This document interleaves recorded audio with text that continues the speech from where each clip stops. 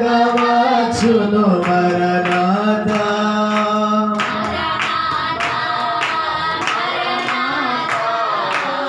త్వరగా వచ్చును మరణాత. ప్రభువా ప్రభువా నా ప్రభువా, త్వరగా రానున్న నా ప్రభువా. హల్లెలూయా హల్లెలూయా. ఆయన వస్తానన్నవాడు త్వరగా వచ్చును, ఆలస్యం చేయక వచ్చును. అక్కడేముంది?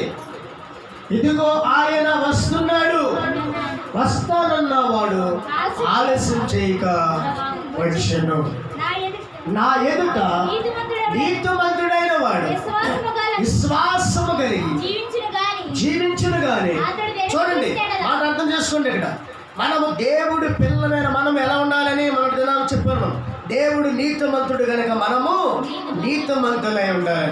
కాబట్టి మన దేవుడి దృష్టిలోను సమాధి దృష్టిలోను మన కుటుంబంగా మన సాక్ష్యము నీతి కలిగి ఉంటే అతడు విశ్వాసముగా జీవించడు.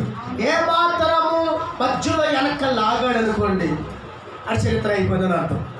తర్వాత ఏముంటుంది? తర్వాత అయితే మనము నశించుటకు వెనక తీయవారము కాదు కనుక ఆత్మను రక్షించుటకు విశ్వాసము గలవారమై ఉన్నాం. హల్లెలూయా. అర్థమేంటి? వెనక తిరిగి వారు కాదు, మనము విశ్వాసం కలిగి ఉండాలి. ఆత్మ నశించుకోకుండా నువ్వు కాపాడుకోవాలి. ఆత్మ నశించడం ఏంటండి? ఏంటి? మానవుడికి మరణము లేదు. మరణము లేనివాడు మానవుడు మరణం తెచ్చుకున్నాడు.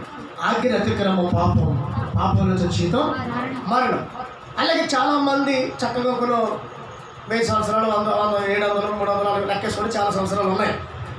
తర్వాత 90 కాడికి కీర్తన కాడికి వచ్చేదానికి 70 కాడికి వచ్చింది, అది కూడా 80 అన్నాడు. అలాగే యాకోబు పత్రిక కాడికి వచ్చేదానికి ఆవిరి కాడికి వచ్చేసి, అంటే దానికి ఇక సంవత్సరాలు లేవు. వాటి మీకు అర్థమైందండి? వాటి మీకు అర్థమైందా? ఆది నుండి మనం చూస్తే కీర్తన 90 వరకు మనకు మోషే రాసిన గ్రంథంలో చూస్తే అక్కడ చెప్తున్న మాట అంటే కొన్ని వందలు జీవించారు. అక్కడికి వచ్చాక ఏం రాశాడంటే మనుషుడు ఆవసు 70, అతను 80, అయిన వాటిలో వైభోగం ఆవేశం అని చెప్పాడు. తర్వాత యాకోబు పత్రికలో ఏం రాయబడిందంటే రేపటి దినం నీకేమి జరిగిందో తెలియదు, మన ఎంతలో కనబడి అంతలో మాయమే ఆవిరి లాంటి వారు. అంటే ఆవిరి అయిపోయింది మాట. అదే నిన్న కదండి చూసాం అంటాం. ఏమంటాం? నిన్నే కదండి. అరే ఇందాక నాతో మాట్లాడారండి నిన్న.